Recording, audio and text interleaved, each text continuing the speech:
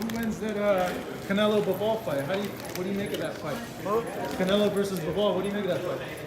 Canelo over everybody. All right. Is it It must be something I'm missing. And let me tell you, I respect Spence and every other fighter, but I'm telling you, Canelo's on some different level of IQ, man, and how he wants to represent himself.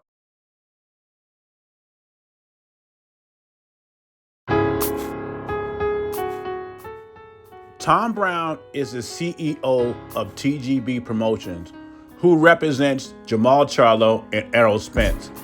And according to him, Canelo was offered $45 million to fight Charlo. If he beats Charlo, he moves on to fight either Errol Spence or David Benavidez, his choice. According to Tom Brown, Errol Spence was prepared to move up 3 weight classes and challenge Canelo for his undisputed championship at 168, 2023. Brown said Canelo decided against it, took the easy road to fight Bivol and Triple G instead of fighting a blown up super middleweight. I haven't looked at YouTube boxing today, but I can guarantee you the new narrative is Canelo ducked Errol Spence, who currently fights at 147.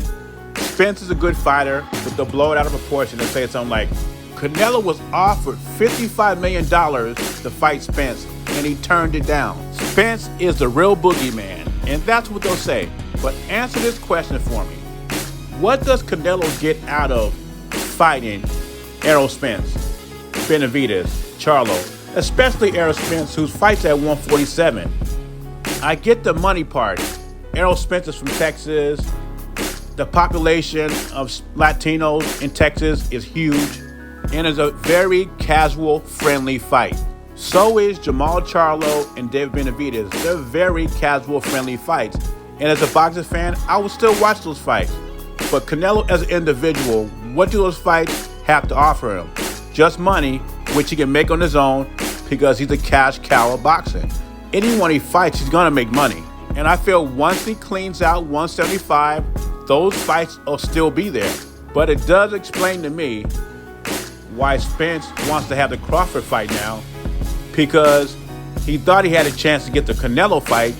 That fell through, because I don't believe he would have fought Crawford if he got the Canelo fight. Spence is all about his money, and he's not going to lose his O for chump change.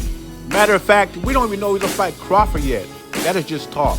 As far as Tom Brown talking about Canelo took the easy route, I think Triple G is a more credible opponent than Charlo, Benavidez, and Errol Spence, who has never fought at 168, fights at 147. And Triple G is 40 years old.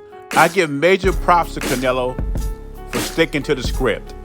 And I think it's funny, all these people throwing money at this guy like he doesn't make money. Like I said before, Spence, David Benavidez, Charlo, they'll always be around. But becoming undisputed in 2 weight classes in 2 years don't come around that often. The opportunity don't come around that often. Canelo ducking Errol Spence. These fools have lost their minds. Leave your thoughts and comments below. Jay Beezy, I'm gone.